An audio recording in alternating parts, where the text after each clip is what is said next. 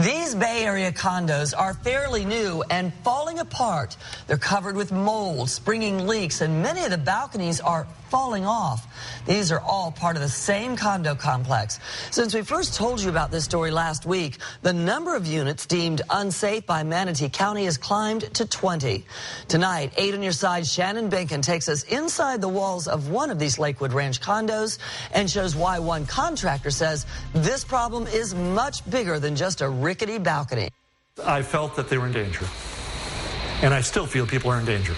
Boards not nailed down, hurricane straps missing, mold deep within the walls. Contractor Michael Hamilton says he was shocked to discover this is how KB Home built this condo. In my opinion, as a general contractor, and from the codes that I know, and from the way things are done, this is just a major, major, major problem.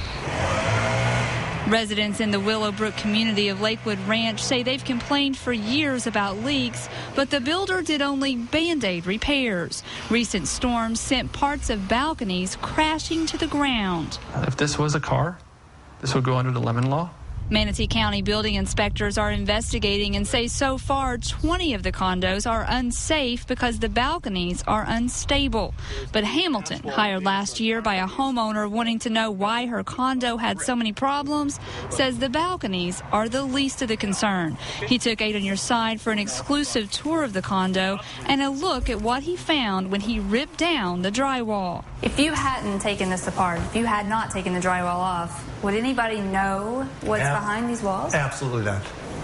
Absolutely not. The idea is to nail it every 6 inches. That's code. Now, that would be on every 2x4 every 6 inches. Do you think this one's been nailed? All the 2x4s, top and bottom, are supposed to have a strap in here, a hurricane strap, especially at this elevation. This is the 3rd floor. If you have a wind on the ground floor of 100, it'd probably be 120 up here.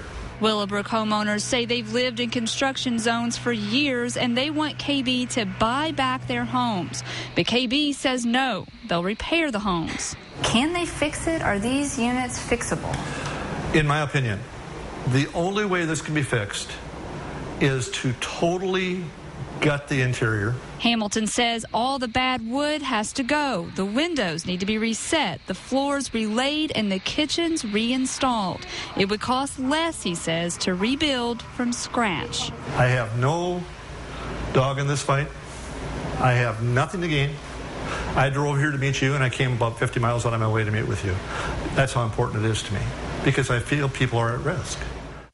I emailed the inspection report on this condo to KB and asked him about the findings, but KB had no response. The builder did send me a statement that it is repairing the homes and trying to work something out with the Homeowners Association. Well, but we just heard from this contractor who took a good look at it. It basically said it's just too expensive to repair. What does KB have to say about that? Well, they're not really saying anything about it, and that's one of the many questions that I have for them, and I'm hoping that soon we can get some answers from them. But so far, the residents say that they don't want the repairs that KB is offering because they want their houses bought back. And then there is obviously the question of the inspections of these homes by the county to begin with, correct? By the inspectors. And that's something we will be looking at shortly. All right, thank you, Shannon. And if you have any consumer issues and you'd like Shannon to help, you can contact her on Facebook or follow @Shannon Benkin on Twitter.